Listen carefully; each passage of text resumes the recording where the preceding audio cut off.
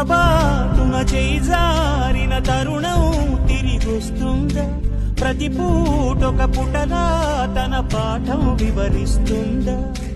మన కోసమే తనలో తను రగిలే రవి తపనంతా కనుమూసిన తరువాతనే పెను చీకటి చెబుతుందా? కడతేరని పయనాలెన్ని, పడదోసిన ప్రణయాలెన్ని అని తిరగే ఛాయా చరిత పుటలు, వెను చూడక పురికే కథలు, తమ ముందు తరాలకు స్మృతుల చితులు అందించాల ప్రేమికులు. ఇది కాదే విధిరాత, అనుకోదేం ఎదురీక.